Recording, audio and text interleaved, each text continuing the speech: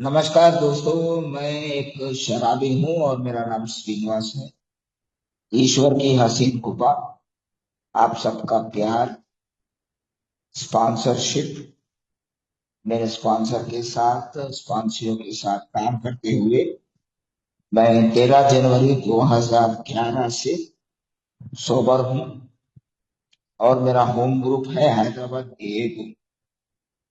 तो दोस्तों, आज मुझे होप स्नेहांचल पायनियर ग्रुप वालों ने मुझे ये लायक समझा कि मैं आप लोगों के बीच में आके problem in Alcoholics Anonymous from groups to area assembly to conference to GSP इस विषय के ऊपर एंड देयर सॉल्यूशन मेरा अनुभव बांटने के लिए मुझे आमंत्रित किया। मैं ये ग्रुप का आभार प्रकट करता हूँ क्योंकि उन्होंने मुझे ये लायक समझा कि मैं आपके बीच में आके अपना अनुभव बांट सकता।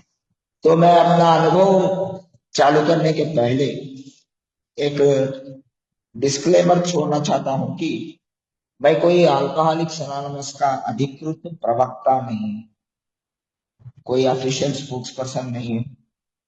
मैं एक मेंबर ऑफ अल्कोहलिक्स अनोनिमस हूँ।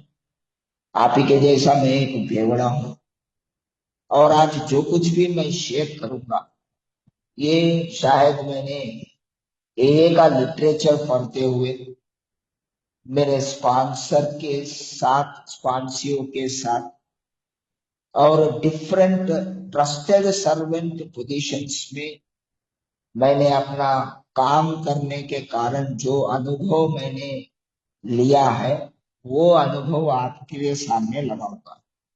बाकी जो कुछ भी अगर मैं जो बोलता हूँ अगर वो ये का लिटरेचर से नहीं मिलता है तो आप उसको कचरे के डिब्बे में फेंक सकते हैं, क्योंकि मेरा अनुभव उतना इम्पोर्टेंट नहीं है या मेरा अनुभव प्रामाणिक नहीं है।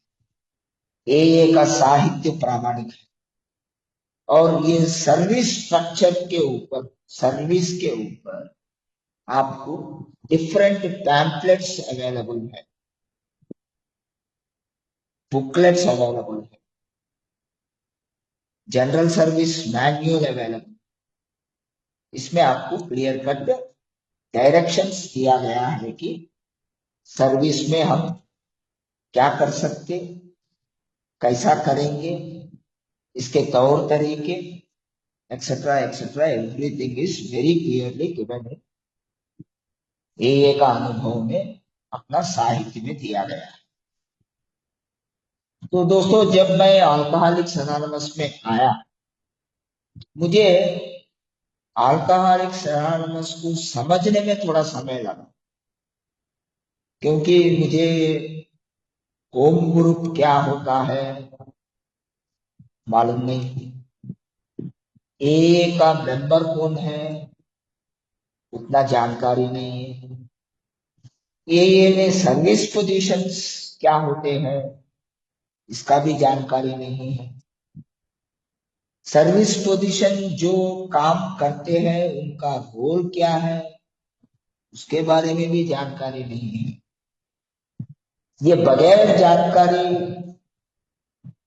के बगैर मैं थोड़े सर्विस पोजीशंस काम कर चुका हूँ। जैसे ग्रुप लेवल पे मैंने ग्रुप का सेक्रेटरी बना, ग्रुप का ट्रेजरर बना, सर्विस बॉडी का सेक्रेटरी बना और हाँ मैं डेलीगेट भी बन चुका हूँ कि डेलीगेट का रोल क्या है, डेलीगेट क्या करता है, डेलीगेट की रेस्पॉन्सिबिलिटीज क्या है, ये मुझे उतना समझ नहीं था। मगर धीरे धीरे धीरे जब मैंने कार्यक्रम को लेने लगा और मेरे स्पॉन्सर मुझे ने क्लियर कट इंस्ट्रक्शंस दिया, जब उन्होंने मैंने उनको जाके स्पॉन्सरशिप के लिए जब मैंने उनको पूछा तो उन्होंने मुझे डायरेक्शन क्या दिए बोले तो देखो भाई, मैं अगर आपको स्पॉन्सर करना चाहता तो मेरे कुछ कंडीशंस। कंडीशन नंबर वन, आप एटलीस्ट हफ्ते में 3 फिजिकल मीटिंग अटेंड करोगे। कंडीशन नंबर 2, तीनों लेगेसीज में रिकवरी, यूनिटी एंड सर्विस में आप एक्टिव काम करोगे। कंडीशन नंबर 3, जब भी मैं आपको बोलता हूं आप स्पॉन्सियों के साथ काम करने के लिए तैयार रहोगे। अगर ये कंडीशंस को आप एक्सेप्ट करते हैं तो हम दोनों मिलके प्रोग्राम करेंगे। मैंने बोला ठीक है चलो, और जैसे ही मैं उनको एग्री किया और हम दोनों का जर्नी चालू हुआ, और धीरे धीरे धीरे जब मैं आगे गया, जैसे ही मेरी 12 स्टेप्स का उन्होंने मुझे कैसा लेना है कैसा करना है, वो एक राउंड होके मैं प्रैक्टिस में गया। ट्रेडिशंस को प्रैक्टिस करने के लिए उन्होंने मुझे, ये ट्रेडिशंस हर एक जगह आप इसको इस्तेमाल कर सकते हैं, एए में, घर में, काम के जगह। और उसके साथ साथ उन्होंने मुझे जब लिटरेचर पढ़ने के लिए बोला, तब मुझे समझ में आया कि एक में साहित्य हर एक चीज और हर एक प्रॉब्लम को एड्रेस करता है। जैसे हमारे इंडिया में अदर देन इंग्लिश 15 लैंग्वेजेस में लिटरेचर छपता है। असमी सिर्फ पैम्पलेट्स छपते हैं, बंगाली में बुक्स एंड पैम्पलेट्स छपते हैं, गुजराती में बुक्स एंड पैम्पलेट्स, हिंदी में बुक्स एंड पैम्पलेट्स, कन्नड़ा में बुक्स एंड पैम्पलेट्स, खासी में सिर्फ पैम्पलेट्स छपते हैं, मलयालम में बुक्स एंड पैम्पलेट्स, मराठी में बुक्स एंड पैम्पलेट्स, उड़िया में बुक्स एंड पैम्पलेट, कोंकणी में बुक्स एंड पैम्पलेट्स, नेपाली में सिर्फ बुक छपता है, अभी तक पैम्पलेट नहीं है, पंजाबी में आपको बुक्स एंड पैम्पलेट्स, तमिल में बुक्स एंड पैम्पलेट्स, तेलुगु में बुक्स एंड पैम्पलेट्स, और उर्दू में books and pamphlets. Other than English ये सब छपते हैं, और इसका बहुत बड़ा लिस्ट भी है। तो this is the main role of GSO. GSO का काम क्या है बोले तो आपको लिटरेचर ग्रुप्स के लिए अवेलेबिलिटी लगाना, और ये परमिशन जो आपको जीएसओ को छपने का परमिशन दिया जाता है, वो काम है AAWS का, अल्कोहलिक्स एनोनिमस वर्ल्ड सर्विसेज। वो लोग अपने को लाइसेंसिंग का, ट्रांसलेशन का और पब्लिशन का परमिशन देते हैं।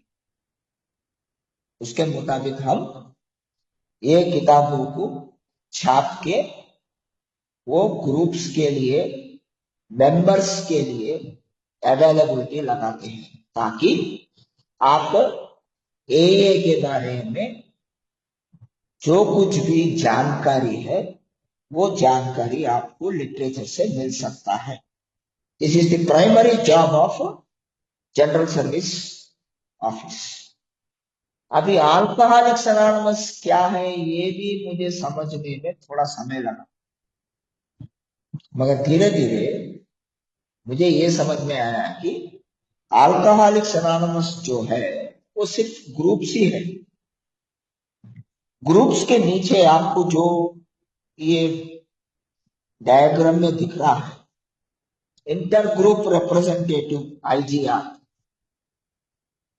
या जनरल सर्विस रिप्रेजेंटेटिव GSR या डिस्ट्रिक्ट कमिटी रिप्रेजेंटेटिव, ये तीनों भी आपके जो भी सर्विस बॉडी के मुताबिक से आपके ग्रुप्स के जरिए से एक ग्रुप एक रिप्रेजेंटेटिव को, अगर आपके प्रदेश में जो रहते हैं आपका सर्विस बॉडी इंटर ग्रुप है, तो आप एक IGR को अपने ग्रुप से इलेक्ट करके आप वो IGR मीटिंग में भेजते हैं, और वो IGR वो मीटिंग अटेंड करके वापस आके वो मीटिंग में ये हुआ है बोल के आपको इंफॉर्मेशन देता है। This is the normal practice. अगर आपके प्रदेश में डिस्ट्रिक्ट कमिटी है तो GS आपको भेजा जाता है। अगर आपके जगह एरिया कमिटी है तो either you can send A GSR या डिस्ट्रिक्ट कमिटी मेंबर। उससे ये आपको सर्विस बॉडी फॉर्म होता है। सर्विस बॉडी की जरूरी क्या है, कौन परमिशन दिया है सर्विस बॉडी लगाने के लिए? अगर आप देखेंगे तो ट्रेडिशन नंबर 9 नवा परंपरा या नवी रूढ़ी, कोई भी पढ़ेगा भाई, किसी के पास बुक है तो हिंदी में 9th ट्रेडिशन। हाँ नमस्कार एनीवन? उस्ताद। हाँ, हाँ, ए को कभी भी संगठित नहीं होना चाहिए, लेकिन हम सेवा समितियों का गठन कर सकते हैं जिसके लिए वो उत्तरदायी होंगे, जिनकी वे सेवा करना चाहते राइट। तो ये परंपरा वेरी क्लियरली बताती है कि ये कोई ऑर्गेनाइज्ड स्ट्रक्चर नहीं है। इसका मतलब अल्कोहलिक्स एनोनिमस के ग्रुप्स ऑर्गेनाइज्ड नहीं होते हैं, मगर अल्कोहलिक्स एनोनिमस के ग्रुप्स परमिशन देते हैं कि आप कोई सर्विस बॉडी को क्रिएट करो, कमिटीज को क्रिएट करो, जनरल सर्विस बोर्ड को क्रिएट करो, ताकि आप जिम्मेदारी ले रहे हैं कि हमारा ये के सेवा के लिए आप उपस्थित हैं। You are taking responsibility of the AA group services. हमें जो चाहिए, हमारे को साहित्य चाहिए। जैसे आनंद भाई अभी पूछ रहे थे कि आज हमारे बीच में कोई नया मेंबर है क्या, ऐसा ही फिजिकल मीटिंग में भी हम पूछते हैं, हाँ भाई आप आज हमारे बीच में कोई नया मेंबर है? हाँ, कोई आ गया, हाँ मैं नया मेंबर हूँ, तो उसको कोई पैम्पलेट देना है या अल्कोहलिक्स एनोनिमस का किताब देना है, तो आपके पास वो अवेलेबिलिटी रहना ना। वो अवेलेबिलिटी के लिए आपने सर्विस बॉडीज का गठन किया है। यू आर फॉर्म्ड और क्रिएटेड ए सर्विस बॉडी। इसका ऊपर स्ट्रक्चर में अगर आप देखेंगे तो एरिया असेंबली। हमारे देश में प्रॉब्लम यहीं पर आ रहा है, एरिया असेंबली में। क्योंकि अभी अगर देखेंगे तो इंडियन जनरल सर्विस कॉन्फ्रेंस में टोटल 73 डेलीगेट्स पूरा देश पर, मगर हमारे पास जनरल सर्विस ऑफिस में ये 73 डेलीगेट्स का एरिया मैप्स अवेलेबल नहीं है। तो कौन कौन सा एरिया को रिप्रेजेंट करता और उसका एरिया कितना बड़ा है या कितना छोटा है और वो एरिया में कितने ग्रुप्स आते हैं, ये इंफॉर्मेशन नहीं है हमारे पास। ये बात मैं क्यों बोल रहा हूं बोले तो इसके ऊपर लगातार 1-2.5 साल से काम कर रहे हैं, मगर फिर भी इंफॉर्मेशन नहीं आ रहा है। इसका वजह क्या है तो बहुत सालों तक इंडियन जनरल सर्विस कॉन्फ्रेंस में एक छोटा सा मिस्टेक हुआ। वो मिस्टेक क्या है बोले तो 1987 में इंडिया में पहली बार जनरल सर्विस ऑफिस का गठन हुआ है। तब बहुत ही कम ग्रुप्स थे। धीरे धीरे जनरल सर्विस कॉन्फ्रेंसेस चालू होने लगे। कॉन्फ्रेंसेस चालू होने के बाद कॉन्फ्रेंस को जो डेलीगेट्स का रिप्रेजेंटेशन आना चाहिए, वो रिप्रेजेंटेशन के लिए हमने ये क्या किया बोले तो आप एक इंटर ग्रुप फॉर्म कर लो और जो भी इंटर ग्रुप को फॉर्म हो जाएगा वो इंटरग्रुप के नाम पे आपको डेलीगेट दिया जाएगा। ये प्रथा 2015 तक चली। 2015 के बाद जो भी नया डेलीगेट्स बने उनके लिए जनरल सर्विस ऑफिस ने एक फॉर्म दिया है। वो फॉर्म में आप अपना एरिया का नाम, आपके एरिया में कितने ग्रुप्स है, एरिया का पॉपुलेशन अप्रोक्सीमेटली कितना हो सकता है, और कोई सर्विस बॉडी है क्या ये वो एरिया में, एक से ज्यादा है तो एक से ज्यादा दो, एक ही है तो एक ही दो, और एरिया मैप भी दो। और उसमें ये भी मेंशन करो कि उसके नियरेस्ट एरिया कितना दूर में है। This was the data that GSO पूछ रहा था। वो डेटा के मुताबिक कॉन्फ्रेंस में C&R कमिटी जो रहता है, चार्टर एंड रिपोर्ट्स कमिटी, वो एक सजेशन देगा, हाँ ये एरिया को एक एरिया डेलीगेट अलाउड कर सकते, और वो सजेशन के मुताबिक जब वो कॉन्फ्रेंस फ्लोर में जाता है, कॉन्फ्रेंस फ्लोर वाले उसको अगर 2/3 मेजॉरिटी सब्सटैंशियल यूनानिमिटी से एग्री करते हैं तो that area delegate is formed. This is the procedure. 2015 से एडॉप्ट हुआ। 2015 के पहले जो ऑलरेडी एग्जिस्टिंग डेलीगेट्स है उसका एरिया नया एरिया में जो डेलीगेट्स बने हैं उससे जुड़ गया, then we will have the clear picture of 73 delegate areas. उसके ऊपर अभी भी काम चल रहा है। ये एरिया असेंबली किस लिए है, क्या है इसका पर्पस? ये दो कैटेगरीज में आता है, एक इलेक्शन असेंबली, एक है non election assembly. Election assembly बोले तो आप अपने एरिया का डेलीगेट्स किसी को भी चुनते हैं तो वो एरिया में जितने ग्रुप्स आते हैं वो हर एक ग्रुप को इंफॉर्मेशन दिया जाता है कम से कम 30 या 45 दिनों के पहले। देखो भैया, डेलीगेट का इलेक्शन हो रहा है और डेलीगेट बनना चाहता है कोई भी, उसका रिक्वायरमेंट्स क्या है, वो रिक्वायरमेंट्स आपको जनरल सर्विस मैन्युअल में मिल जाएंगे। वो रिक्वायरमेंट के मुताबिक कोई भी कंटेस्टेंट अगर आगे आना चाहता है तो वो फॉर्म भर के आप डेलीगेट इलेक्शन के लिए तैयार हो जाओ। और this is called election assembly.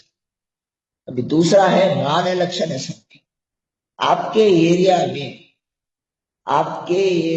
में अल्कोहलिक्स एनोनिमस के ग्रुप्स के बीच में कोई प्रॉब्लम आ रहा है, ग्रुप के अंदर प्रॉब्लम की बात नहीं कर रहा हूं, ग्रुपों के बीच में एक ग्रुप को और दूसरे ग्रुप को नहीं जम रहा, वो दोनों ग्रुपों के बीच में एक बहुत बड़ा वार हो रहा है और इश्यू बढ़ रहा है, मेंबर्स के बीच में इश्यूज बढ़ रहे हैं, तो ऐसा कोई इश्यूज नॉन इलेक्शन असेंबली में डिस्कस करते हैं।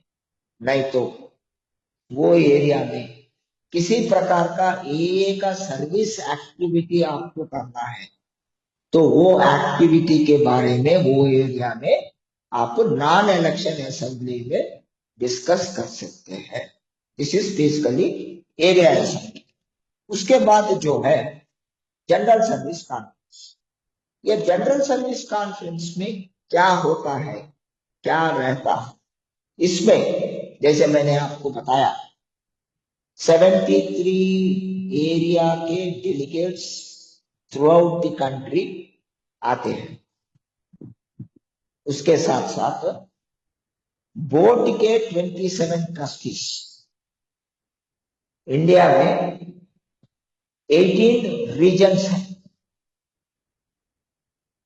तमिलनाडु में 2 रीजन है, नॉर्थ तमिलनाडु, साउथ तमिलनाडु। केरला में 1 रीजन है, कर्नाटका में 2 रीजन है, कर्नाटका साउथ, कर्नाटका नॉर्थ। उसके बाद आंध्रा में 1 रीजन है, तेलंगाना में 1 रीजन है, महाराष्ट्र में 4 रीजन है, एक नागपुर, चंद्रपुर, छत्तीसगढ़ का रीजन, एक पुणे का रीजन, वो जो सोलापुर, औरंगाबाद वो सब कवर करता है, और मुंबई में 2 region, Mumbai metro 1, Mumbai metro 2। ये 7 और 4 11 रीजन। इसके साथ साथ आपको गोवा में 1 रीजन है, गुजरात में 1 रीजन है, 13। इसके बाद आपको मध्य प्रदेश में 1 रीजन है, जो यूपी का थोड़ा पार्ट भी कवर करता है, 14। दिल्ली का 1 रीजन है, दिल्ली एनसीआर, जो राजस्थान को कवर करता है, दिल्ली को कवर करता है, पार्ट ऑफ यूपी को कवर करता है, और साथ साथ आपको थोड़ा हरियाणा एरिया भी कवर करता है।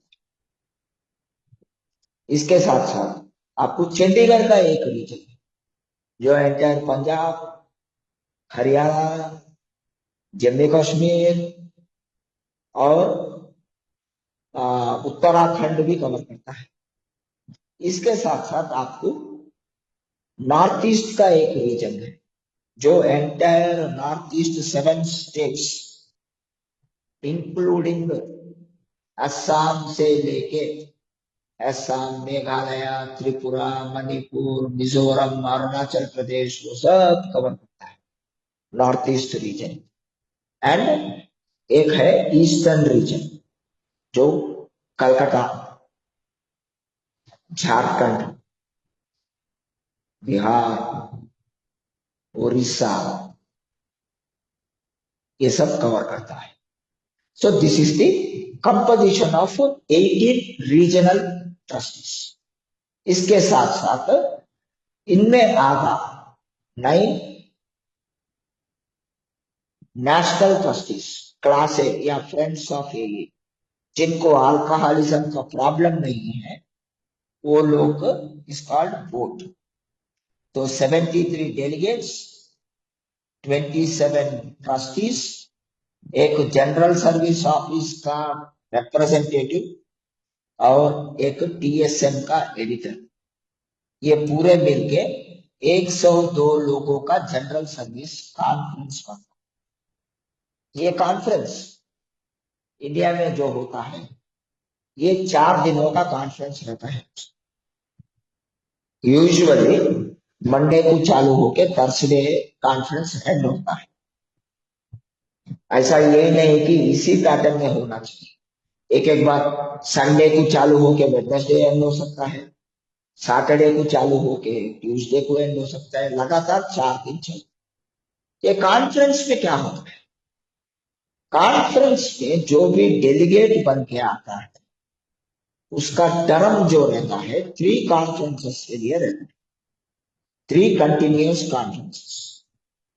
जो भी पहली बार कॉन्फ्रेंस में आता है, फर्स्ट टाइम कॉन्फ्रेंस अटेंड करता है, उसको कॉन्फ्रेंस में कमिटीज रहते हैं, 6 कमिटीज रहते हैं। Agenda committee, budget and finance committee, literature and publication committee, public information committee, treatment facilities committee and charter and reports committee. इन कमिटियों में नया डेलीगेट को ऐड किया जाता है थ्रू सिस्टम ऑफ हैट के प्रोसीजर में से लेते हैं और उनका नाम लिखते हैं बोर्ड के ऊपर। और पुराने कमिटी में तो 3rd टर्म डेलीगेट जो है, वो जब रोटेट हो जाता है ना, उसके जगह इसको लेके जाके डालते हैं पूरा नाम लिख के। ये जब कमिटीज फॉर्म होते हैं, ये कमिटीज को एजेंडा दिया जाता है हर एक कमिटी को। वो एजेंडा का पर वो लोग डिस्कस करके वो उनका डेलीगेट कमिटी का रिपोर्ट बनाते। 2016 तक there was something called joint committee. बोले तो जैसे ही आपके डेलीगेट्स के कमिटी जो बनता है, ट्रस्टीज ऑफ द बोर्ड में उनका भी कमिटी बनता है। उनको 3 कमिटीज रहते हैं। एक कमिटी है charter and reports committee, agenda committee, ये दोनों का एक कमिटी होता है।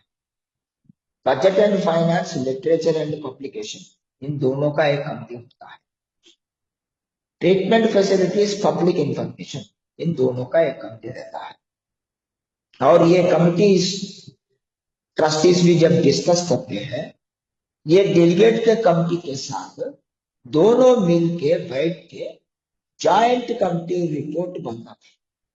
और ये जॉइंट कमिटी रिपोर्ट फिलहाल 2017 से बंद है। लास्ट कॉन्फ्रेंस में कॉन्फ्रेंस के डेलीगेट्स ने जॉइंट कमिटी रिपोर्ट ये साल से करेंगे बोल के कॉन्फ्रेंस का एडवाइजरी एक्शन आया। अगर ये जॉइंट कमिटी रिपोर्ट के पहले क्या होता है बोले तो डेलीगेट कमिटी का रिपोर्ट बनता है। अभी तक ये 2025 में हुआ तो सही है, नहीं हुआ तो प्रोसीजर क्या है बोले तो डेलीगेट कमिटी का रिपोर्ट कॉन्फ्रेंस फ्लोर में जाता है। और कॉन्फ्रेंस फ्लोर में ईच आइटम को डिस्कस करके अगर उसके लिए कुछ मोशन बनाना है तो वो मोशन को 2/3 ऑफ द रजिस्टर्ड मेंबर्स, इसका मतलब क्या है, सपोज 102 लोगों का कॉन्फ्रेंस है, इसमें 80 लोग ही रजिस्टर हुए सब। ये 80 लोगों का 2/3 मेजॉरिटी बोले तो 160 डिवाइडेड बाई 3, 54 पीपल। अगर 54 लोगों ने 80 लोगों में ये कॉन्फ्रेंस का जो मोशन है वो मोशन को वो लोग एग्री करते हैं तो उसको बोलते हैं substantial unanimity and motion is pass. Motion pass होने के पहले ये जो लेफ्ट ओवर है ना, बाकी के 36 लोग, इनको एक मौका दिया जाता है। वो मौका है माइनॉरिटी वॉइस। आप ये मोशन को क्यों विरोध कर रहे हैं इसके बारे में बातचीत करो। तो 1 या 2 मौका दिया जाएगा, 2 लोग 3 लोग जाके अपना रिप्रेजेंटेशन सुनाएंगे, हम इसलिए विरोध कर रहे हैं, हम इसलिए ये मुद्दे के ऊपर हम अपना विरोध कर रहे हैं बोल के जब उन्होंने बताते हैं, उसके बाद फिर कॉन्फ्रेंस फ्लोर क्या करती है तो जो ये 54 लोगों ने हाँ बोला, इन लोगों में कोई भी ये माइनॉरिटी अपील सुनने के बाद अपना वोट को बदलेंगे क्या। तो अगर इसमें 3-4 लोग वोट बदल गए, ट्रांसफर ऑफ वोट हो गया, तो ये मोशन पास नहीं होता है, ये मोशन फिर विथहोल्ड हो जाता है। अगर मोशन पास हो गया है तो उसको बोलते हैं कॉन्फ्रेंस एडवाइजरी एक्शन। ये कोई बाइंडिंग नहीं है, it is a advice given by conference. इसका नेक्स्ट लेवल जो है that comes to the board. अभी तो जनरल सर्विस बोर्ड है, ये board is a legal document. ये देश के बायलॉज के अंदर, देश के न्याय के अंदर, न्याय व्यवस्था के अंदर काम करना चाहिए। क्योंकि general service board of alcoholics anonymous India is registered with commissioner of charities in Mumbai. उन लोगों ने हमें एक रजिस्ट्रेशन सर्टिफिकेट के साथ अपना 80G exemption under income tax का कैटेगरी दिया है ट्रस्ट के जरिए भी। उसीलिए बोट इज लीगल। अभी ये कॉन्फ्रेंस एडवाइजरी एक्शन, थोड़े कॉन्फ्रेंस एडवाइजरी एक्शंस अगर वो उसका इम्प्लीमेंट करेंगे तो वो अपने बायलॉज को के मुताबिक नहीं है, या ये एडमिट करेंगे तो अपन किसी और प्रॉब्लम में आ जाएंगे। ऐसे निर्णयों को बोर्ड क्या करता है बोले तो ये एडवाइजरी एक्शन को फिर वापस कॉन्फ्रेंस को भेजता है। देखो भैया, ये कारणों के कारण हमने इसको इम्प्लीमेंट नहीं कर सकते हैं, इसके ऊपर फिर दोबारा आप चर्चा कीजिए। अगर आप चर्चा करके फिर सोचिए। This is what is the normal procedure. अगर ये प्रोसीजर हम फॉलो करेंगे तो प्रॉब्लम्स नहीं आएंगे दोस्तों। मगर क्या होता है, ये प्रोसीजर समझने के लिए पहले दो अपने मेंबर्स को इंटरेस्ट रहना चाहिए। They have to go through the literature. General service manual जो इंग्लिश में, हिंदी में हम बताते हैं कि हम तकरीबन 50,000 मेंबर हैं, मगर जनरल सर्विस मैन्युअल हम 500 कॉपी ही छापे। वो हिंदी में तो ही 250 कॉपी ही छापे, और वो ऐसी पड़े हुए हैं।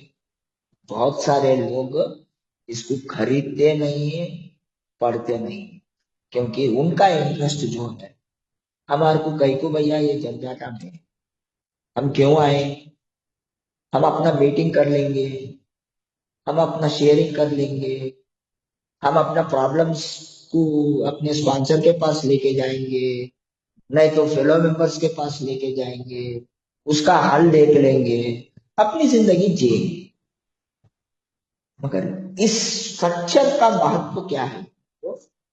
This structure is will decide आप ये जीवित रहेगा नहीं रहेगा आगे वाले जनरेशंस। और इंडिया में अपने को और एक इंडिपेंडेंट बॉडी है, वो है 12 step maxim. This is the Indian structure. US में जो है वहां पर दो सेपरेटली इनकॉर्पोरेटेड ऑर्गेनाइजेशंस है। एक है अल्कोहलिक्स एनोनिमस वर्ल्ड सर्विसेज, दूसरा है ग्रेपवाइन।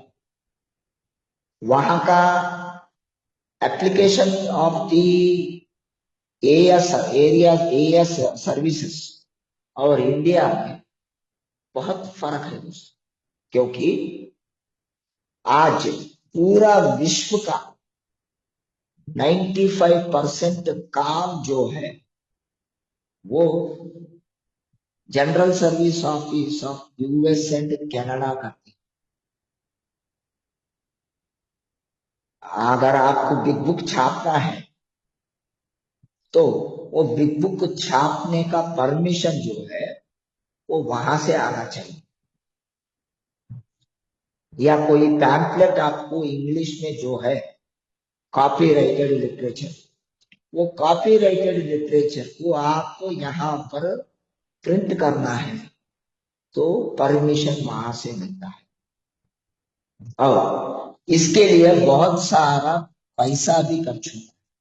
जैसे इंडिया में इंग्लिश के अलावा अपना general service office 171 books and pamphlets को पब्लिश करता है, प्रिंट करता है।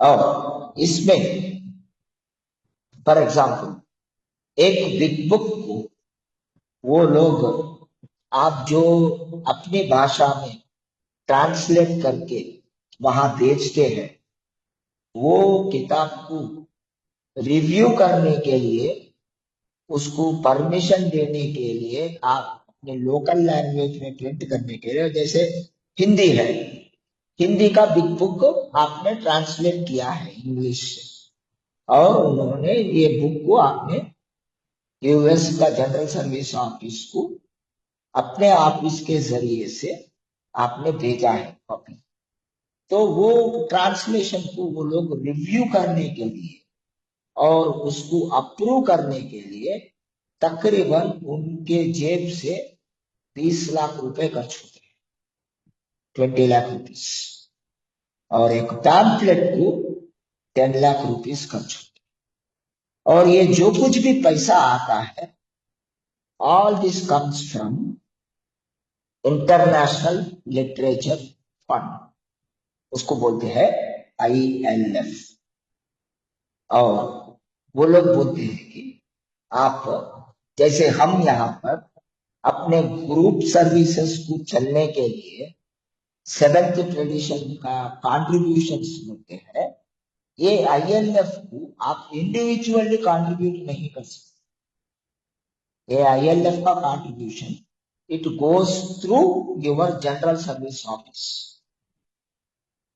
अगर इंडिया में आपको जाना है तो इंडियन जनरल सर्विस ऑफिस के जरिए से आपको ILF का कंट्रीब्यूशन कर सकते। तो ये ILF का चालू होने के बाद है, इसका मैक्सिमम फायदा, maximum utilization of ILF funds जो हुआ है पूरा विश्व भर में, इंडिया हैज डन, क्योंकि इंडिया में उतना डाइवर्सिटी है, उतना लैंग्वेजेस, जैसे पूरा दुनिया भर में आज भी big book other than English 75 languages में अवेलेबल है। इसमें 14 लैंग्वेजेस तक 13 भाषाओं में इंडिया में ऑलमोस्ट 1/5, 20%। और इंडिया का कंट्रीब्यूशन जो है इंटरनेशनल लिटरेचर फंड को, सिर्फ हम $1,000 भेजते हैं, वो भी एक लास्ट 5 या 6 ईयर से हम भेज रहे हैं कंट्रीब्यूशन, उसके पहले कभी भी भेजे ही नहीं। ये this is what is the general procedure. यहाँ प्रॉब्लम क्या है, जैसे मैंने बताया, अपने ग्रुप्स में बिजनेस मीटिंग्स कम होते हैं, अगर हुए तो भी हम किसी मुद्दा के ऊपर चर्चा नहीं, जैसे अगर कोई भी सर्विस मीटिंग करना है तो वो सर्विस मीटिंग का पहला एजेंडा बनना चाहिए, वो एजेंडा पहले ग्रुप्स को आना चाहिए, ताकि वो लोग ग्रुप्स वो एजेंडा के ऊपर डिस्कस करके अपने रिप्रेजेंटेटिव के जरिए अपना ग्रुप का वॉइस सर्विस बॉडी जो आपका फॉर्म हुआ है वहां भेजते हैं।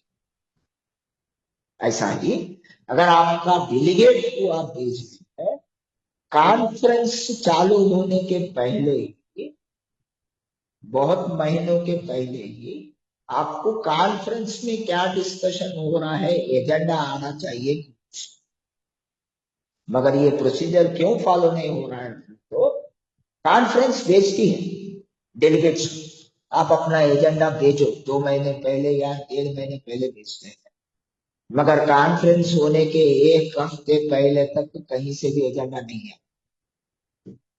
तो समय कहाँ है ग्रुप्स के पास जाने के लिए, डिस्कस करने के लिए, और ग्रुप वॉइस डेलीगेट तक पहुंचने के लिए, और डेलीगेट आके हमारा एरिया का ग्रुपों का वॉइस ये है बोल के कॉन्फ्रेंस को बताने के लिए, उसके ऊपर चर्चा करने के लिए, ये नहीं हो रहा है। उसी कारण आपको जो कुछ भी प्रॉब्लम्स आते हैं, ये problems it is not because of application of these things. अगर ये अप्लाई होते हैं, हर एक आदमी जो तीनों वारसत्वों में एक्टिव रहना चाहता है, then things will go smooth.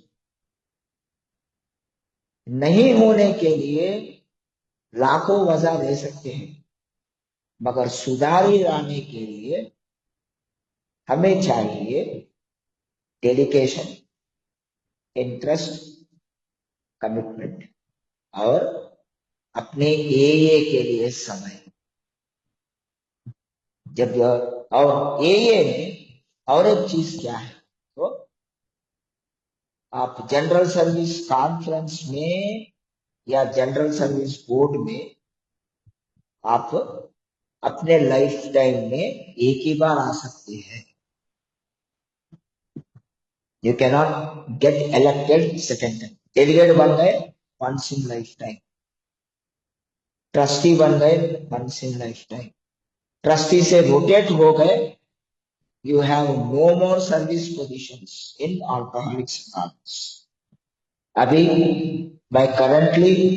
मैं तेलंगाना रीजनल ट्रस्टी के जरिए से मैं काम कर रहा हूँ बोर्ड में, और मैं ये साल नवंबर में रोटेट हो जाऊँ।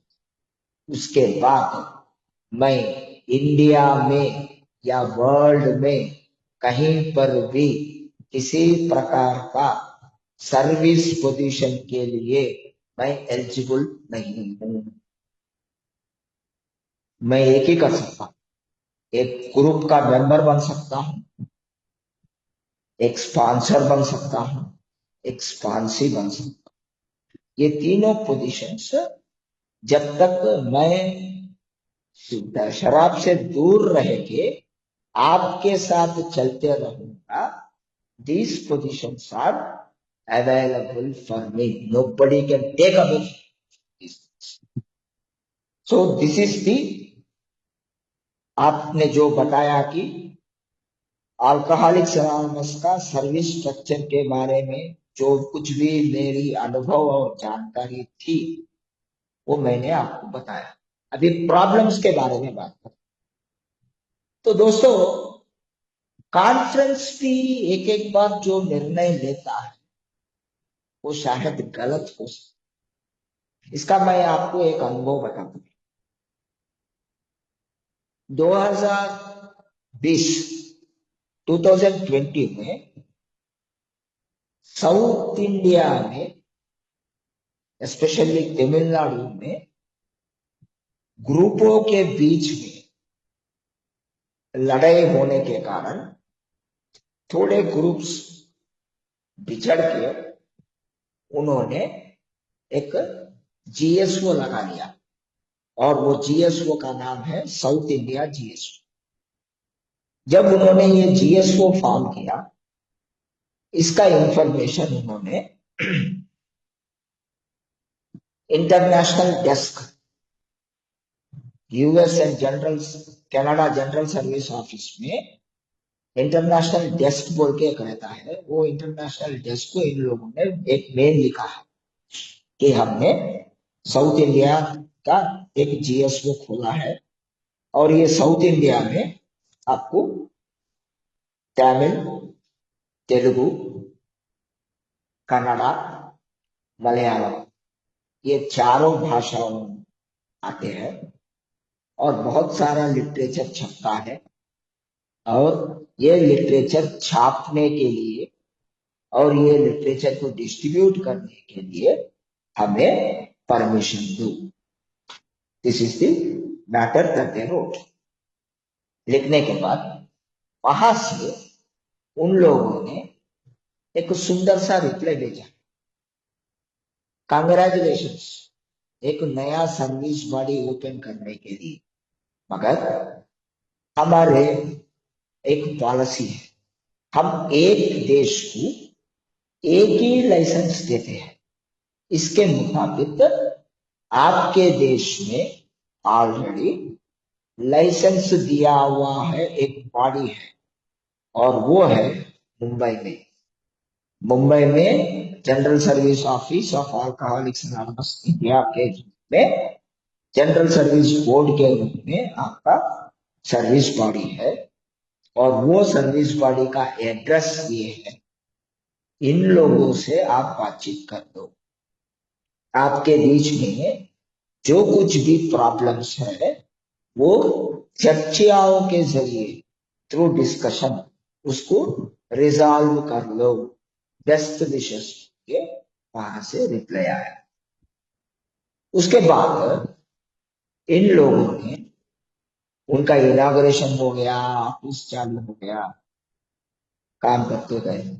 कॉन्फ्रेंस में 2020 का कॉन्फ्रेंस में इसके ऊपर बहुत बड़ी चर्चा हुई, बहुत लड़ाई हुआ, ऑनलाइन था वो कॉन्फ्रेंस। उसके बावजूद वो कॉन्फ्रेंस में एक डिसीजन लिया गया है कि ये साउथ इंडिया जीएसओ को हम रिकॉग्नाइज नहीं करते हैं और वो इंडिया का ये स्ट्रक्चर अलग से बाहर है, हम उसको एक्सेप्ट नहीं करेंगे और उन लोगों को लिटरेचर सप्लाई भी नहीं देंगे। This was the conference decision.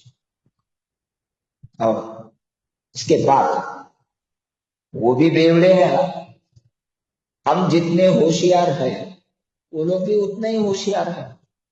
उन लोगों ने क्या किया, बिग बुक प्रिंटिंग कर दिया। तमिल का बिग बुक, तमिल का बिग बुक प्रिंट करके डिस्ट्रीब्यूट करने लगे। तो तमिलनाडु के ट्रस्टीज जो है वो फिर अरे बिग बुक छाप रहे हैं, कॉपीराइट का वायलेशन हो रहा है, तो अमेरिका वालों को भेजो, कुछ करो, ये बंद हो जाना चाहिए, नहीं तो यहाँ ग्रुप्स बिगड़ जाएंगे। ओ ये हंगामा हो गया। तो यहाँ इंडियन जनरल सर्विस ऑफिस से एक मेल गया, ऐसा कॉपीराइट का वायलेशन हुआ है, ये है एक्सेट्रा एक्सेट्रा एक्सेट्रा। क्योंकि उन लोगों ने very clearly printed by south Indian GSO उनका एड्रेस भी डाल दिया। तो वहां से फिर और एक रिप्लाई आया ऑफिस में। उन लोगों ने क्या रिप्लाई दिया बोले तो, ये जो कुछ भी हुआ है ये कुछ ठीक नहीं हुआ है, गलत हुआ है, मगर इस वो लोग ऐसा प्रिंट करने के लिए, उनका प्रिंटिंग होने के पहले जब आप उनको ऐसा फॉर्मेशन हुआ है बोल के बॉडी जब आपको मालूम हुआ है, आप लोगों ने जाके उन लोगों के साथ बैठ के डिस्कस करके आपने इश्यू को रिजॉल्व किया क्या? इसके लिए आपने कुछ कमिटी फॉर्म किया क्या? उनका मेल कॉमन वेलफेयर के जरिए आप पहले अपने अंदर जो कुछ भी हो रहा है आपके देश में ये चर्चाओं के जरिए सॉल्व करो। उसके बाद बोर्ड ने एक कमिटी फॉर्म किया। वो कमिटी में मैं और मेरे रोटेटेड ट्रस्टी कर्नाटका के लोकेश बाबू, हम दोनों सदस्य, हम दोनों ने चेन्नई जाके वहां के साउथ इंडिया जीएसओ के रिप्रेजेंटेटिव्स के साथ बैठ के जब बातचीत किया, उन लोगों ने वेरी क्लियरली बताया, देखो भाई आप बोल रहे हैं हमारा ये नहीं है, तो आपका ये कैसा होगा? हम भी तो वही शराबी बेवड़े हैं, हमारे को भी लिटरेचर चाहिए। आप लिटरेचर नहीं देते हैं, सप्लाई नहीं करते हैं, तो हम लिटरेचर के लिए कहाँ जाए? उसीलिए हमने प्रिंट किया।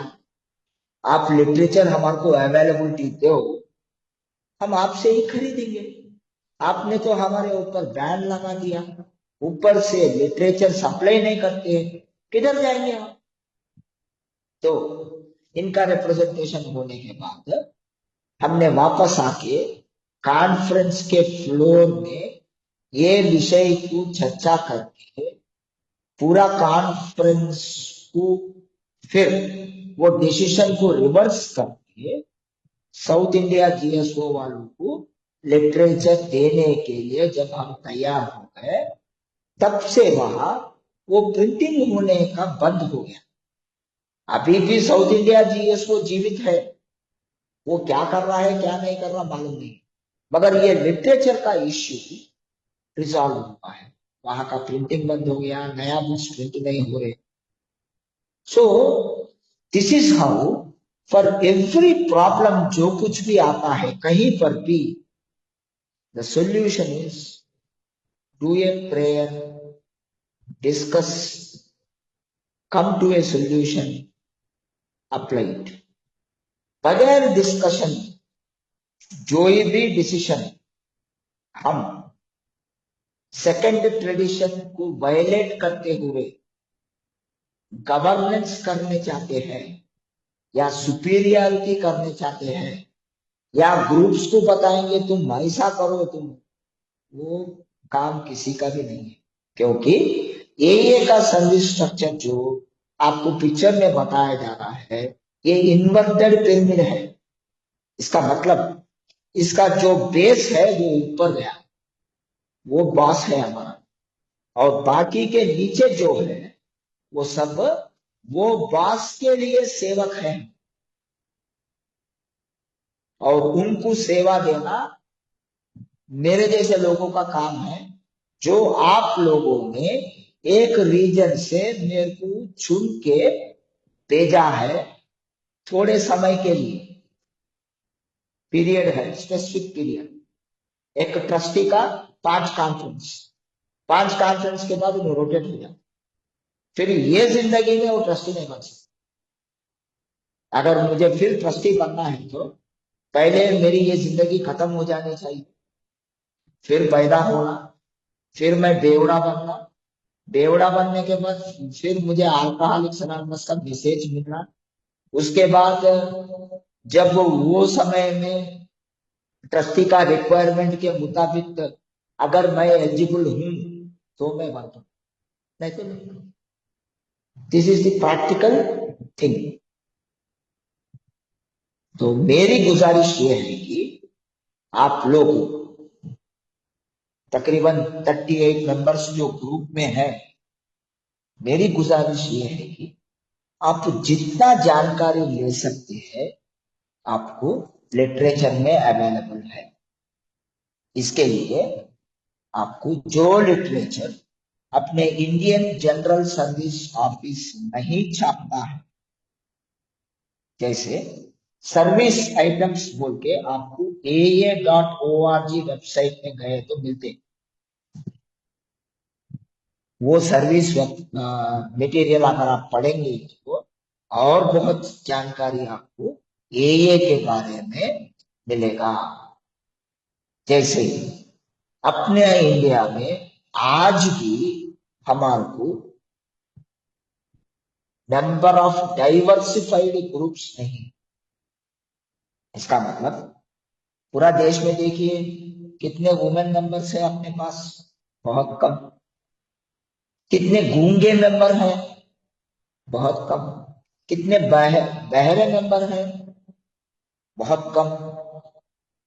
कितने मेंबर्स जो है जो चल नहीं सकते, बहुत कम।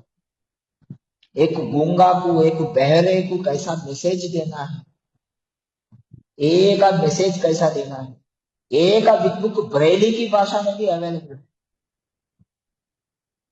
और यूएस में जो ग्रुप्स में अमेरिकन साइन लैंग्वेज बोल के थोड़े ए मेंबर्स ये भाषा सीखते हैं। जैसे अपने को ये बधिरियों के लिए वार्ता बोल के टीवी में आता था, दूरदर्शन में एक समय में आता था संडे आफ्टरनून को, वहां साइन लैंग्वेज कोड लैंग्वेज में बताते। ऐसा ही यहाँ पर उनके रेगुलर मीटिंग्स में अगर कोई बहरा गूंगा आया जो बातचीत नहीं कर सकता, जो समझ नहीं सकता, उसको ए का मैसेज देने के लिए they have American sign language members. अगर वो मेंबर नहीं है तो एक प्रोफेशनल को हायर करके उसको एनोनिमिटी का प्रिंसिपल के बारे में समझा के उसको पैसे दे के मैसेज कैरी करते हैं। और वहां पर जो अवेलेबिलिटी ऑफ अल्कोहलिक्स अनोनिमस है वो इंडिया में नहीं है दोस्तों। इंडिया में आज भी 70% of the country doesn't have AA representation. For example, entire north east में सिर्फ 5 ग्रुप है, 7 states 5 group, Jammu Kashmir, Punjab, Haryana, Himachal Pradesh AA का रिप्रेजेंटेशन बहुत कम है। बिहार, झारखंड, बंगाल में अगर देखेंगे तो कलकत्ता के बाहर थोड़े जगह बुर्दवान, खड़गपुर, यहाँ वेरी स्मॉल रिप्रेजेंटेशन। उड़ीसा ये नहीं है। थोड़ा बहुत आप देखेंगे तो ये के ग्रुप्स आपको कहाँ नजर आएंगे बोले तो साउथ में तमिलनाडु, आंध्रा, तेलंगाना, केरला, कर्नाटका, महाराष्ट्र, गोवा, गुजरात, थोड़ा बहुत रिप्रेजेंटेशन है। इसके आगे आप गए तो Madhya Pradesh, Rajasthan, very few groups. तो उन लोगों को ये का मैसेज, ये का संदेशा कैसा पहुंचेगा? उसके लिए ही अपने को सर्विस स्ट्रक्चर दिया गया है, ताकि आप वो आई एम रेस्पॉन्सिबल पढ़ते ना, I am responsible when anyone anywhere reaches out for help, I want the hand of AA always to be available and for that I am. ये जिम्मेदारी का जो स्टेटमेंट है वो स्टेटमेंट को अप्लाई करने के लिए ही, अवेलेबिलिटी के लिए ही। इसका मैं और एक एग्जांपल देता हूँ। कनाडा में बहुत सारे पंजाबी लोग हैं। तो एक बार अमेरिकन जनरल सर्विस ऑफिस से रिक्वेस्ट आया, हमारे को पंजाबी भाषा में पैम्पलेट्स चाहिए, ये पैम्पलेट्स चाहिए, और उसका जो कुछ भी खर्चा होता है, जैसे पैम्पलेट का प्रिंटिंग कॉस्ट, पैम्पलेट का कुरियर कॉस्ट, देने के लिए हम तैयार हैं। देखो भाई, पूरा प्रिंटिंग का, लाइसेंसिंग का परमिशन पूरे वो देते हैं, मगर उनकी विनम्रता देखो। ये भाषा के ऊपर हमने लाइसेंसिंग ये देश को दिया है, हम ये देश से मंगाएंगे और उसका जो खर्चा होता है हम बेयर करेंगे। तो हमने, इंडियन बोर्ड ने क्या डिस्कस करके निर्णय लिया, तो ये पैम्पलेट्स तो हम बेच देंगे आपको, मगर इसका जो खर्चा होता है वो हम बेयर करेंगे, आपसे नहीं लेंगे। तो ये में solutions all comes from traditions. अगर आप डिस्कस कर रहे हैं, डिबेट कर रहे हैं, ट्रेडिशन को समझ रहे हैं, अपनी रेस्पॉन्सिबिलिटी को समझ रहे हैं, अपना रोल को समझ रहे हैं, और मेरा पर्सनल ईगो को बाजू हटा के मैं AA के लिए क्या सैक्रिफाइस कर सकता हूं आज के लिए, अगर वो इम्प्लीमेंट करेंगे तो अल्कोहलिक्स एनोनिमस में प्रॉब्लम्स नहीं आएंगे। मगर ये प्रोसीजर अगर हम फॉलो करने में थोड़ा डिविएट हो जाएंगे, या अपना खुद का पर्सनल एजेंडा आ जाता है, तो प्रॉब्लम्स आ जाएंगे। ऐसा ही हम AA के सर्विसेज में दो और भी पोजीशंस है। वो क्या है बोले तो, एक जोनल मीटिंग्स, पूरी दुनिया को 4 जोनों में बांटा गया, और हम Asia Oceania service mid zone में आते हैं। उसको बोलते हैं AOSM डेलीगेट। और वो AOSM में आपको जापान से लेके ऑस्ट्रेलिया तक, ये बीच में कितने भी देश है वो देश पूरा आ जाएंगे। Sri Lanka, Nepal, Burma, Myanmar, Indonesia, Singapore, Hong Kong, China, everything, all countries.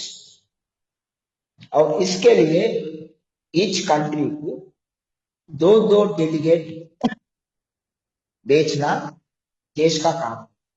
It is the responsibility of the country to send these delegates to the countries. और वो हर इवन ईयर में होता है, ऑड ईयर में होता है। सब बोले तो ये साल में होगा, ये वो ऐसे। इस साल यूजुअली जुलाई में होता है, मगर जुलाई में इंटरनेशनल कॉन्फ्रेंस होने के कारण इसको अक्टूबर को पोस्टपोन किया गया है। एओएसएम डेलीगेट को दो डेलीगेट को चुना जाता है। एक एक डेलीगेट दो कॉन्फ्रेंस अटेंड करता है। First term delegate, second term delegate. Second term delegate rotate हो जाता है, first term delegate second term delegate बनता है और फर्स्ट टर्म डेलीगेट को फिर चुनते हैं। ऐसा ही बाकी 3 जोन है। एक है यूरोपियन सर्विस मीटिंग जोन, तीसरा सब सहारन जोन, अफ्रीका, साउथ अफ्रीका, वो कंट्रीज। इसके बाद red zone, Mexico, north America, south America, ये कंट्रीज का, ये चारों जोनल मीटिंग्स हर ऑड ईयर में होते हैं। और हर इवन ईयर में वर्ल्ड सर्विस मीटिंग होता है। वर्ल्ड सर्विस मीटिंग को भी यहाँ ओनली जो कंट्रीज को जीएसओ है, नहीं तो लिटरेचर को पब्लिश करने का लाइसेंस है, वही कंट्रीज वर्ल्ड सर्विस मीटिंग को रिप्रेजेंट कर सकते हैं। अभी हाल ही में जो 2024 में वर्ल्ड सर्विस मीटिंग हुआ, उस वर्ल्ड सर्विस मीटिंग में 61 countries are eligible for coming into the World Service meeting. Each country 2 delegates. Same procedure. जैसा ये वो ऐसा। यहाँ पर भी आपको अपना जनरल सर्विस कॉन्फ्रेंस जैसा कमिटीज रहते, डिस्कशंस रहते। और जब मैं लास्ट टाइम 2024 में जब मैं वर्ल्ड सर्विस मीटिंग को इंडिया के तरफ से रिप्रेजेंट किया है, वो वहां पर मुझे सीखने के लिए बहुत मिला। मैं अपने जनरल सर्विस ऑफिस को गया न्यूयॉर्क में, वो लोग वहां काम कैसे करते मैंने अपने आंखों से देखा। और वहां पर अपना इंडिया में जनरल सर्विस ऑफिस में हमारे पास 4 एम्प्लॉय है, वहां 100 एम्प्लॉय है। वहां पर जनरल सर्विस बोर्ड का मीटिंग में पार्टिसिपेट करने के लिए, कमिटीज के मीटिंग में पार्टिसिपेट करने के लिए मुझे मौका दिया है सारे डेलीगेट्स। और वहां एक सिस्टम फॉलो करते, कमिटी का मीटिंग 2 घंटे बोले तो 2 घंटे, अच्छा, ना उससे ज्यादा ना उससे कम। अगर ये 2 घंटे में उनका कमिटी का मीटिंग में एजेंडा खत्म नहीं होता है, तो नेक्स्ट कमिटी मीटिंग को वो एजेंडा पोस्टपोन हो जाता है। ऐसा नहीं है कि हम बैठे हैं, हम ये मुद्दा को खत्म कर देंगे यहाँ ही, नहीं, they will take it to the next meeting. और वहां पर जो डेलीगेट्स को और trustees of the board conference को कनेक्टिविटी बहुत ज्यादा है। जैसे वहां अप्रैल में कॉन्फ्रेंस हो रहा है, तो जनवरी में जब बोर्ड बैठता है, वो बोर्ड के कमिटी के मीटिंग को डेलीगेट का कमिटी का चेयरमैन आके बैठता है। वो बैठ के वो डेलीगेट कमिटी का एजेंडा देता है ट्रस्टीज के कमिटी, ताकि उसके मुताबिक कॉन्फ्रेंस का एजेंडा तैयार होता है 3 महीने पहले। और वो एजेंडा को ग्रुप में सर्कुलेट किया जाता है और उसके ऊपर वहां पर ग्रुप से डिस्कस करके वो डिस्कशन का ग्रुप कॉन्शियस अपने जनरल सर्विस रिप्रेजेंटेटिव के जरिए एरिया असेंबली को रिप्रेजेंट करते हैं। और वो एरिया डेलीगेट अपना ग्रुप का वॉइस लेके आके कॉन्फ्रेंस में रिप्रेजेंट करता है। ये प्रोसीजर अगर फॉलो करेंगे तो अपने देश में ही बहुत आसान हो जाएगा। और वहां पर जो ट्रस्टी का इलेक्शन होता है, it is not from region. एक समय में करते थे, अभी निकाल दिए। अभी वहां पर क्या है बोले तो प्रोसीजर, ट्रस्टीज का नॉमिनेटिंग कमिटी रहता है, उसके लिए उसको आप अगर ट्रस्टी के लिए उम्मीदवार रहना चाहते हैं तो आप अपना नॉमिनेशन भेजते हैं ट्रस्टीज का नॉमिनेटिंग कमिटी, और वहां पर वो आपका नॉमिनेशन को, आपका रिज्यूम को देखते हैं।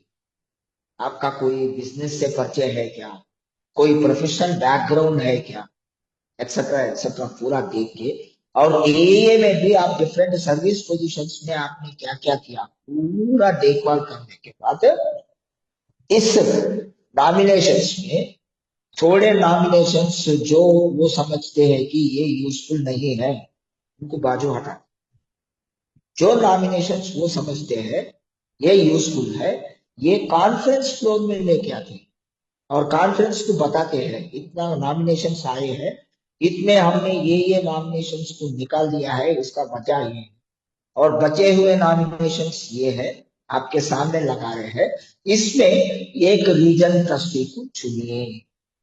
तो conference will elect the regional trustee rather than the region.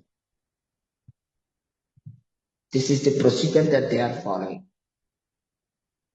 So I hope that in the future generations, अभी जहां जहां भी ए वेकेंट है वहां ए विस्तार रूप से जाइए, और जितने भी मेंबर्स ये मीटिंग में जुड़े हुए हैं, आप लोग ए के बारे में, मैं जो कुछ भी बोल रहा हूं शायद गलत हो सकता है, ये इतना गारंटी नहीं है, मगर आप ए का pamphlets, booklets, service material, guidelines पढ़ेंगे तो विस्तार रूप से आपको जानकारी मिलेगा, और ये जानकारी के जरिए अगर आप लोगों को पास ऑन करेंगे तो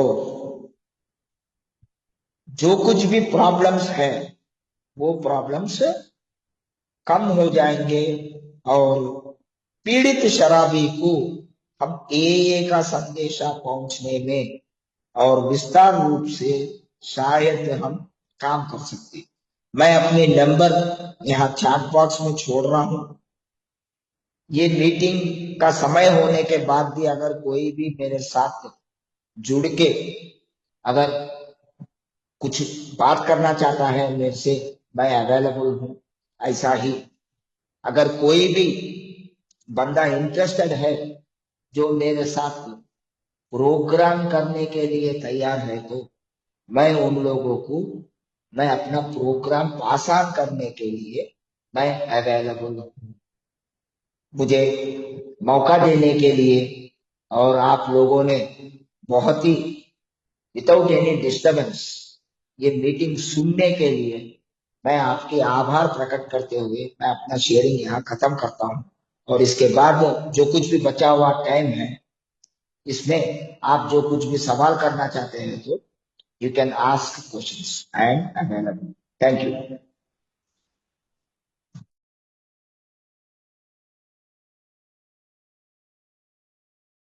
बहुत बहुत शुक्रिया श्रीनिवास भाई, बहुत ही अच्छे तरीके से और आसान भाषा में आपने हमें ये जो स्ट्रक्चर है और इसमें जो प्रॉब्लम्स आते हैं और उसका सॉल्यूशन क्या है वो समझाने का जो कार्य किया, इसके लिए समूह आपका तहे दिल से शुक्रगुजार है। रवि भाई, आप क्वेश्चन एंड आंसर की तरफ देखेंगे प्लीज।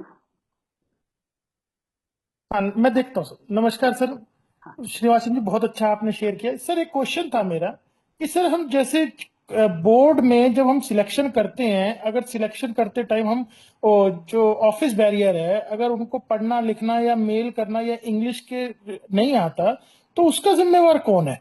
चलो ठीक है कि यहाँ से रीजन से तो वो सिलेक्ट हो गए, लेकिन अगर बोर्ड में भी उनका सिलेक्शन हो रहा है और फिर उसके बाद हमें दिक्कतें आती हैं, तो उसका कौन जिम्मेवार है सर? बोर्ड जिम्मेदार है, एंटायर बोर्ड। क्योंकि इसमें दो चीज है रवि भाई, एक हमारे जनरल सर्विस मैन्युअल में कहीं पर भी वर्किंग ट्रस्टीज का रोल क्या है, रेस्पॉन्सिबिलिटी क्या है, लिखा नहीं गया। और उसका काम क्या है, देखिए, फॉर एग्जाम्पल एक जो ट्रस्टी बन के आता है वो ट्रस्टी है। अगर वो वर्किंग ट्रस्टी रहने दो, वर्किंग ट्रस्टी बगैर भी इज जस्ट अ ट्रस्टी। अभी वर्किंग ट्रस्टी को थोड़े एडिशनल रेस्पॉन्सिबिलिटीज है, जैसे जनरल सेक्रेटरी को थोड़े एडिशनल रेस्पॉन्सिबिलिटीज है, etcetera etcetera.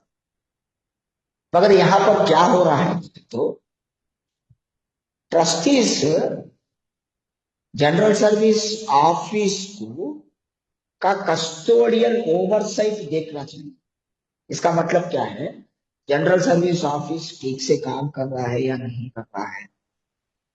General service office से जो रिप्रेजेंटेशन जा रहा है यूएस के लिए, वहां से जो रिप्लाई आ रहा है ये ठीक तरीके से हो रहा है नहीं हो रहा है।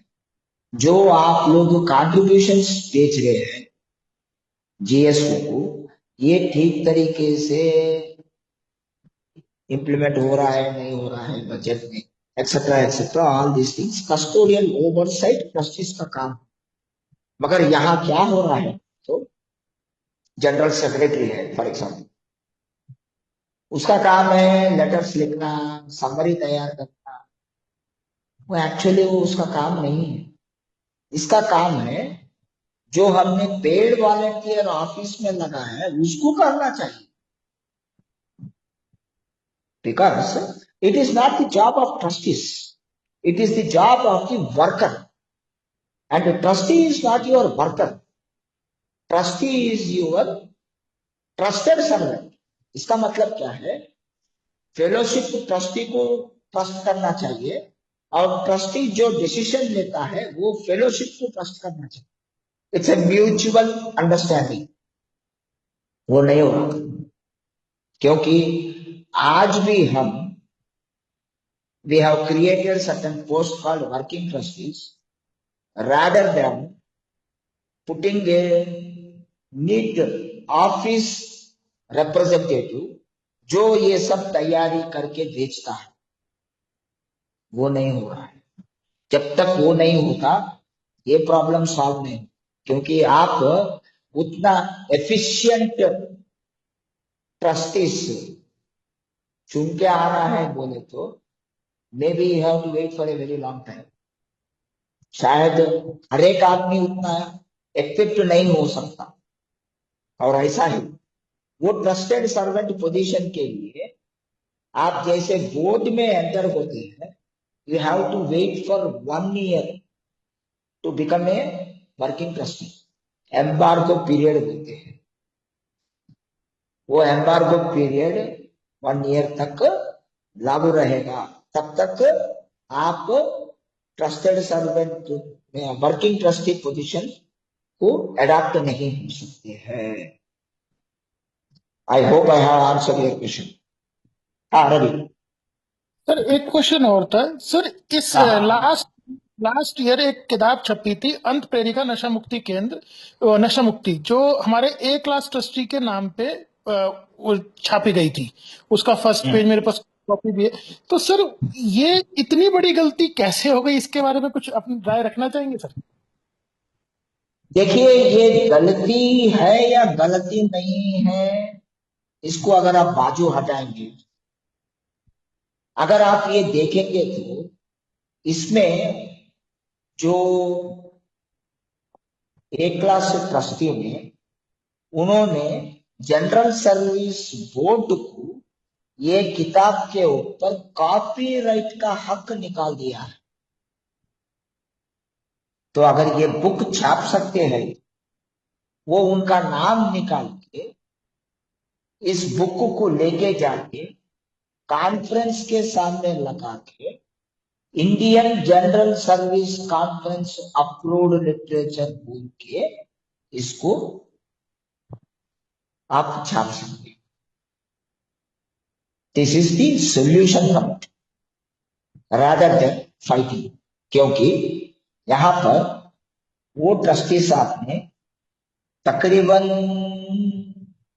35 साल 35 साल से वो ये से जुड़ रहे हैं, एक्टिवली काम कर रहे हैं, और उन्होंने स्पेशली नागपुर, चंद्रापुर, बलारशाह वो रीजन में ये के साथ जुड़ के विस्तार रूप से काम किया, और उन्होंने अपने ऑब्जर्वेशन में उन्होंने क्या क्या कमियां देखे हैं, क्या क्या अच्छा देखे हैं, वो किताब के रूप में उन्होंने छापा। इसको अगर हम एएडब्ल्यूएस के पास जाने की जरूरी नहीं, बिकॉज एएडब्ल्यूएस में क्या बोलती है, तो आपके लोकल नीड्स के मुताबिक आप किसी भी लिटरेचर को आप खुद छाप सकते हैं, उसके लिए किसी का परमिशन का जरूरी नहीं है। जैसे अपना जनरल सर्विस मैन्युअल है, वो मैन्युअल में देखिए आप, this is Indian general service conference approved literature. ये बुक को भी ऐसा ही करके इसको इस्तेमाल कर सकते हैं। दूसरी बात, आप अच्छा सवाल पूछे, इतना सारा लिटरेचर पढ़ा हुआ है, इसमें मैं ये बात करते हुए मुझे बहुत दुख होती है कि 90% ऑफ द लिटरेचर रीप्रिंट नहीं होता है।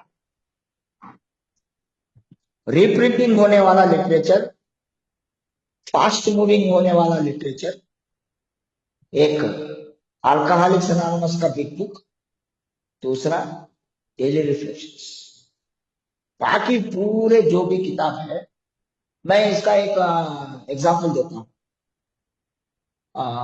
पासिकान बुक शायद, या ए कम्स ऑफ एज, मुझे ठीक से याद नहीं है, वो 2014 में 500 कॉपियां हमने छापा,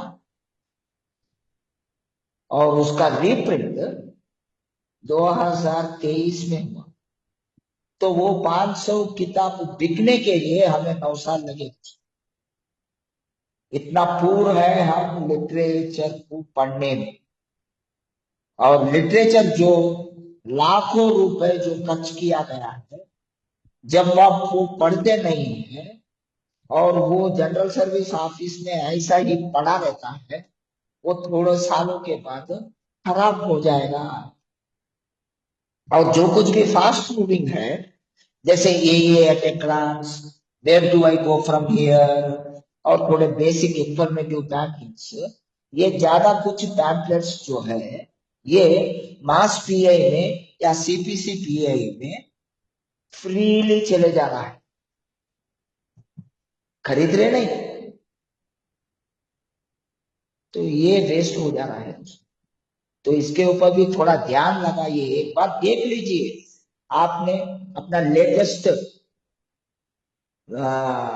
लिटरेचर प्राइस लिस्ट, कितने कितने पैम्पलेट्स है, ओ हिंदी में इतने पैम्पलेट्स है, क्या मैंने पूरे पढ़े? ओ नहीं पढ़ा मैं, तो एक बार पढ़ लेंगे, खरीद के एक सेट लगा लो। अगर आप किसी नया बंदे को देना चाहते हो, ग्रुप के पास 2-3 सेट लगा लो, कोई भी आया लिटरेचर बांटो, ताकि लिटरेचर सर्कुलेट होगा, लिटरेचर पढ़ेंगे, और आपको जो भी गलत फहमियां हैं वो शायद आपका लिटरेचर दूर कर सकता है। आप थैंक यू। नंदू अल्कोहलिक, हाय नंदू, हाय, कैसे हो भाई? बस कैसे हो? बढ़िया बढ़िया बढ़िया। चलो, अच्छा, बढ़िया। ये वही प्राइस लिस्ट में देख के बताएंगे कोई कि वर्नाकुलर में सर्विस लिटरेचर कितना है? Thank you.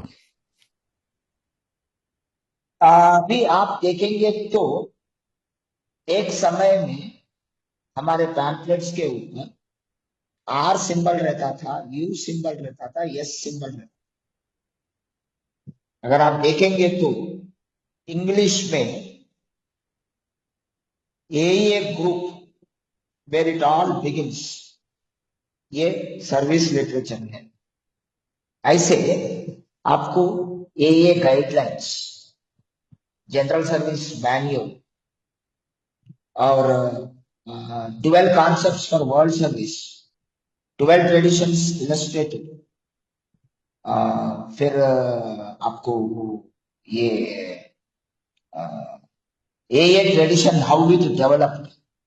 I said at least आपको 20 to 25 pamphlets are available in service. But if you are not reading the remaining pamphlets, frequently asked questions about AA, अगर वो पैम्पलेट पढ़ेंगे तो भी आपको AA के बारे में बहुत जानकारी मिल जाएगा भाई.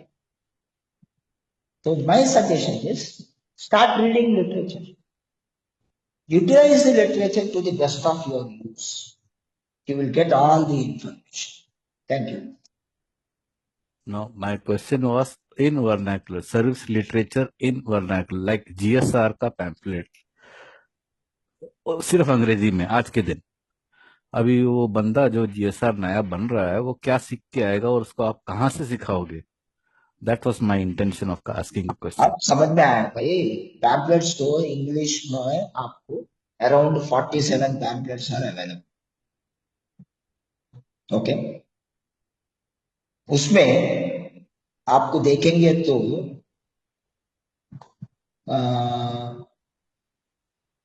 GSR के बारे में पैम्पलेट है, AA in correctional facilities, AA in treatment settings, AA in your community, AA members medication and drugs, AA's legacies of service by Bill W, access to AA, bridging the gap. Do you think you are different? Frequently asked questions about AA, GSR, growth and service, how AA members cooperate with the community. If you are a professional inside AA, is there an alcoholic in the workplace? Is there an alcoholic in your life? Let's be friendly with your friends. Members of the clergy and about AA. Memo to an AA group treasurer. Problems other than alcohol. Speaking at non-AA meetings. The AA group. The 12 concepts illustrated. Understanding the anonymity. Young people and AA. These are all very important pamphlets for us to understand the length and breadth of AA. For people who are interested in getting into service activities. कहाँ भी हम service कर सकते हैं, कहाँ जा सकते हैं, कहाँ रीच आउट करना है, कैसे बात करना चाहिए, कैसा व्यवहार करना चाहिए, और most importantly AA fact file also place a very important role. तो ये है लिटरेचर के बारे में आपको और जानकारी. Please go through the literature. This is my suggestion. और जो मिसिंग है, आपने मेरा क्वेश्चन नहीं समझा ना, या प्रॉब्लम है, I am not getting through. Vernacular में सर्विस लिटरेचर की कमी है. It is not the GSO's fault. वो literature translation should be done at the region level. समझ में आया भैया, समझ में आया. देखिए, you can not tell the region to do this, but आपके रीजन में कोई इंग्लिश पढ़ चुका एक आदमी है, उसके साथ बैठ के पढ़वा के ट्रांसलेट कर सकते हैं ना. That is the point. Anybody who is interested, मुझे भाषा नहीं आती है, मुझे समझना है, क्या मुझे आप समझाएंगे, तो समय निकाल के बात करके शेयर कर सकते हैं ना. May be not exact, maybe not correct, but you can tell the gist of the program. This is what I am saying. You cannot tell the regions what they have to do. I can talk about my region. अभी हमारे तेलुगु में 6 book है, 18 pamphlet है, और हमने pass it on doctor Bob and good old timers AA comes of age का भी translation का परमिशन लिया है, और उसमें pass it on book already हमने AAWS के को भेज दिया है, और बाकी के 2 बुक के ऊपर भी काम चल रहा है. आगे तो आगे.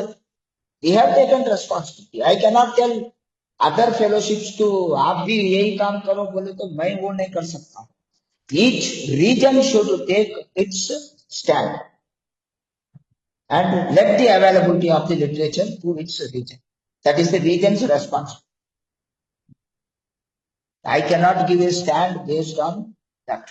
I can talk about my language. That's all.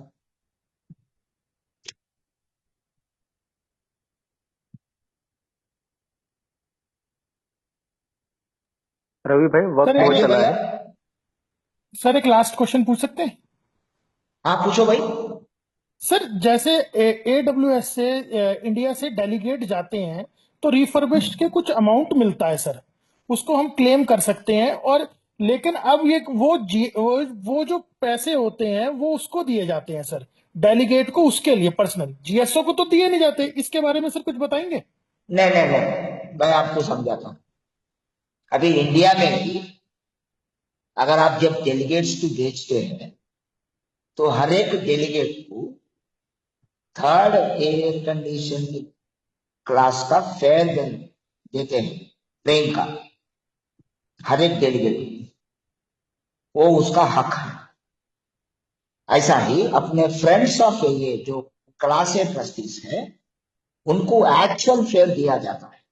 जैसे वो लोग ट्रेन में आए तो ट्रेन में देते, वो फर्स्ट क्लास में आ गए तो भी दे देते, अगर वो फ्लाइट में आए तो फ्लाइट टिकट का खर्चा कितना होता है वो भी देते. ऐसा ही जब वर्ल्ड सर्विस मीटिंग को अटेंड करते हैं तो वो वर्ल्ड सर्विस मीटिंग में आपको जो आप कंट्री से जा रहे हैं उसके डेलीगेट को प्रीवियसली जो डेलीगेट्स जाते हैं दोनों डेलीगेट्स को एयर फेयर रियम्बर्स करते थे, मगर लास्ट ईयर उन्होंने पॉलिसी बदला है. एक ही डेलीगेट को एयर फेयर देंगे और एक डेलीगेट को आपका कंट्रीब्यूशन समझेंगे हम, क्योंकि उनके भी एक्सपेंसेस बढ़ गए और कंट्रीब्यूशंस कम हो जाए. जैसे वहां पर यूएस में अराउंड 9,000 to 10,000 एग्जिस्टिंग ग्रुप्स अभी फंक्शन नहीं हो रहे हैं, वो सब ऑनलाइन में बदल गए.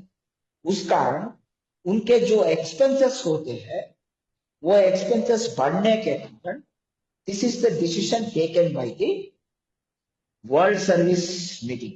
और वर्ल्ड सर्विस मीटिंग को जो फंड आता है that fund is allocated by alcoholics anonymous world services, क्योंकि कंट्रीब्यूशंस पूरे उधर जाते हैं. तो ये जो भी डेलीगेट क्लेम करता है वो डेलीगेट को वो लोग एयर फेयर देते हैं. एक समय में they used to also give business class ticket air fare also, premium economy air fare भी देते थे, मगर इस बार they have made it very clear, आप कौन से भी क्लास में आओ, आप बिजनेस क्लास में आओ, प्रीमियम इकोनॉमी में आओ, फर्स्ट क्लास में आओ, इससे हमारे को कोई वास्ता नहीं है. हम आपके देश से यहाँ आने के लिए ओनली इकोनॉमी क्लास, उसमें भी आपका चीपेस्ट टिकट का फेयर देंगे हम. That is what is the decision made by alcoholics anonymous world service meeting, क्योंकि वो भी चलना चाहिए ना. अगर वहां के सर्विसेस रुक गए तो it will affect the entire this thing, इसीलिए they have taken this decision. Okay, I hope I have answered your question. Yes sir, पूरा क्लियर हो गया thank sir. You, thank you, thank you sir. Thank you.